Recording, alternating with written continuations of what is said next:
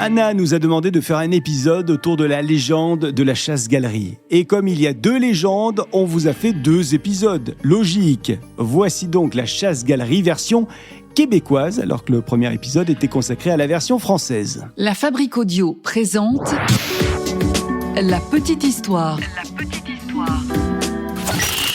www.lafabriqueaudio.com. Salut tout le monde et bienvenue dans un nouvel épisode de La Petite Histoire du Paranormal. Je suis Florent Mounier, c'est moi qui vais vous narrer cet épisode qui a été écrit et mixé par Sébastien Girard. Aujourd'hui, on s'intéresse à la chasse-galerie québécoise, qui est un petit peu différente de la chasse-galerie française. Vous êtes maintenant ici, et quoi qu'il arrive, vous ne pouvez plus reculer. La première fois que cette légende a été écrite, c'était par Honoré Beaugrand en 1891. Une histoire qui a été publiée 1 an plus tard, en 1892 donc. Dans cette histoire de Honoré Beaugrand, on suit un groupe de bûcherons. Les gars partent travailler en forêt, loin de leur maison et loin de leurs femmes. Nous sommes en hiver, un hiver glacial. Il y a beaucoup de neige. Il fait très froid. Les conditions sont extrêmes. La vie est dure sur le camp, mais le groupe de bûcherons se serre les coudes et travaille d'arrache-pied pour gagner le plus d'argent possible en un minimum de temps, bien sûr. Le temps passe et le manque de leur famille se fait de plus en plus sentir. Alors, le soir du Nouvel An, Baptiste, qui est le plus jeune du groupe de bûcherons, propose à ses collègues une solution. « Nous ferons le voyage en canot d'écorce à l'Aviron, et demain matin, à 6 heures, nous serons de retour sur le chantier. » Baptiste vient à ce moment-là de proposer de pratiquer la chasse-galerie. Un pacte avec le diable, un pacte qui leur permettrait de faire le voyage dans un canot volant, un voyage qui se ferait donc très rapidement. Alors les hommes acceptent de sceller un pacte avec le diable.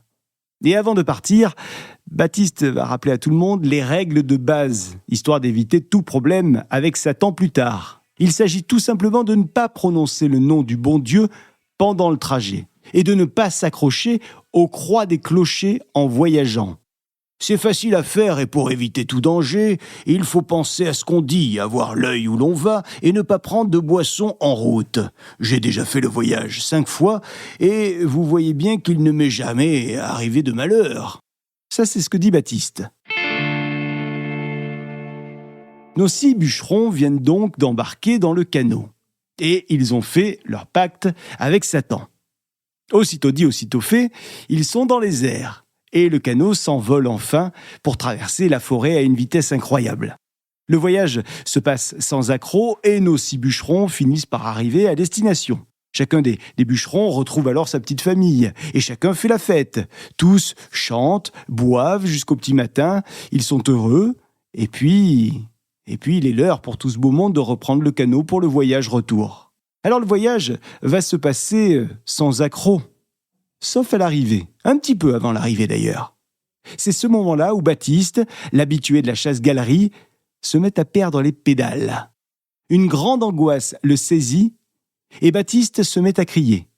Il dit que ce qu'ils viennent de faire était interdit, que ce pacte avec le diable était une mauvaise idée. À ce moment-là, le canot s'emballe et les bûcherons perdent le contrôle et tout le monde s'écrase dans la neige. Le lendemain matin, le jour se lève et surprise, tout le monde est là. Tout le monde est vivant, sonné mais vivant. Alors nos 6 compagnons vont décider de faire un nouveau pacte. Mais cette fois-ci, c'est un pacte sans le diable, un pacte juste entre eux. Les 6 bûcherons vont se dire tous ensemble qu'ils ne réutiliseront jamais plus la chasse-galerie. C'est fini.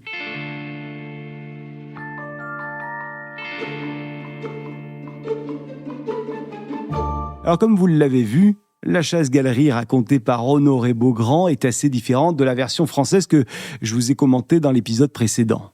Le seul point commun finalement, c'est le vol dans les airs. Mais ça s'arrête là.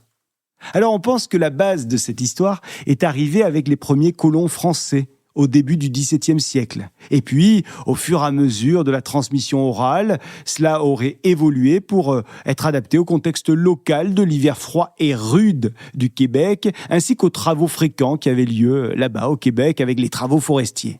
Bon, faut savoir que ces 2 histoires, la française et la québécoise, elles ont connu beaucoup d'adaptations en musique.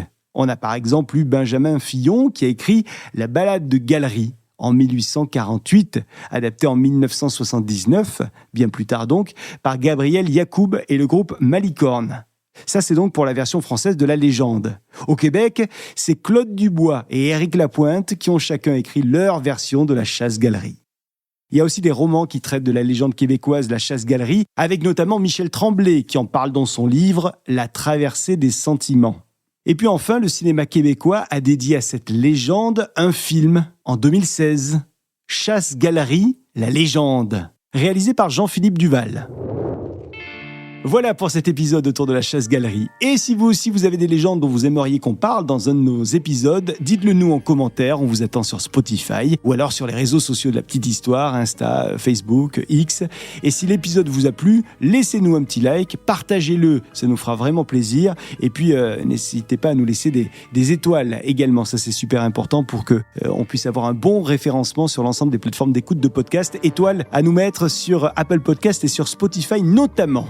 Et d'ici là, nous on se retrouve très vite pour un nouvel épisode de La Petite Histoire. Salut. La Fabrique Audio présente La Petite Histoire. La Petite Histoire. Vous souhaitez devenir sponsor de ce podcast ? Contact @lafabriqueaudio.com. Avant de se quitter, je vous rappelle qu'on a créé le Patreon de La Petite Histoire. Désormais, vous pouvez donc nous rejoindre sur Patreon et avec cet abonnement à moins de 5 €, vous aurez accès à nos petites histoires sans aucune publicité, des bêtisiers de nos enregistrements, et il y en a pas mal, des vidéos de coulisses du podcast, un épisode bonus par mois pour tous les membres de la communauté, épisode que vous aurez un an avant tout le monde, et chaque année, on vous fera également une saga inédite avec plusieurs épisodes de La Petite Histoire, saga que vous aurez là aussi un an avant tout le monde. Et en plus de tout ça, vous allez entendre votre prénom en début d'épisode parce qu'on prendra le temps de citer régulièrement nos auditeurs de la communauté Patreon. Donc si vous avez envie d'adhérer à la grande famille de La Petite Histoire, ça se passe sur Patreon et je vous laisse le lien dans la description de cet épisode. Salut!